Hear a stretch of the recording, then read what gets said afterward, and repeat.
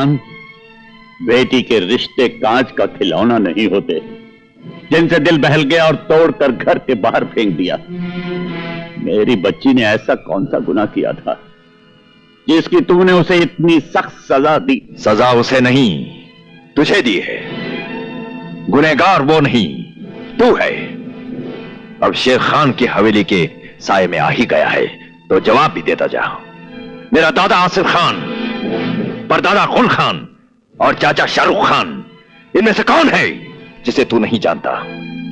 इस खानदान के बेटे की जमानत मांगने की जरूरत कैसे की तूने? बोल। हक मेहर तो हमने अपने रुखसार की हिफाजत के लिए मांगा था, अपने लिए नहीं। समझी साईं, ठंडे दिमाग से अपने दिल पर हाथ रखकर सोच, क्या कोई बाप अपनी औलाद के लिए बुरा सोच सकता है? तेरी सोच में छुपी हुई खोट मैं उसी दिन समझ गया था फतेह खान।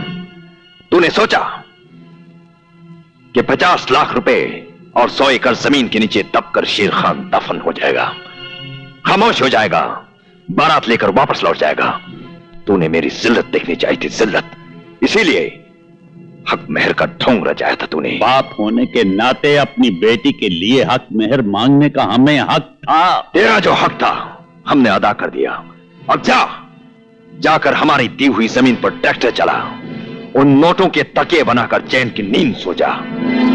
कभी अपनी लाडली बेटी को जमीन दिखा तो कभी उसे नोटों की गड्डियां सूंघा। उसके बाद तुझे एहसास होगा कि हक मेहर मांग कर बेटी की जिंदगी किस तरह महफूज हो जाती है। शायद तू ये भूल गया कि इस जमीन पर फतेह खान अकेला पैदा नहीं हुआ है, उसके साथ उसकी भला की जिद भी पैदा हुई है। कहीं मेरी जिद किसी जिद पर आ गई तो अपनी बेटी के रास्ते में पड़े हुए बेशुमार कांटों को तो मैं अपने दामन में समेट लूंगा, लेकिन तेरे रास्ते दहकते हुए अंगारों से भर दूंगा। इतनी बुलंद आवाज में ना बोल फतेह खान, इतनी बुलंद आवाज में ना बोल। आवाज तो तेरी एक दिन मैं नीची करूंगा। शेर की तरह गरजने वाला बिल्ली की जबान बोलेगा। तुझे फतेह खान की दहलीज पर सर झुकाकर, नाक रगड़कर मेरी बेटी फिर से मांगनी पड़ेगी। तेरी बेटी को हमने मांग भी लिया, निकाह भी किया, अपना भी लिया और छोड़ भी दिया।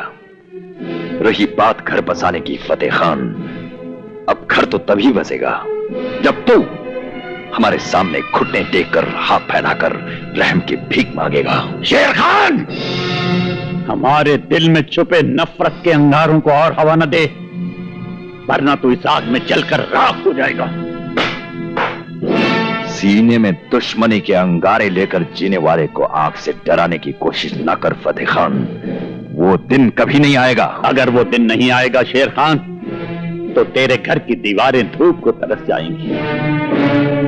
फिर हम सूरज को अपने हाथ में लेकर तेरी हवेली के आंगन में रोशन कर देंगे और तुझे कहेंगे कि देख, आज वो दिन निकल आया।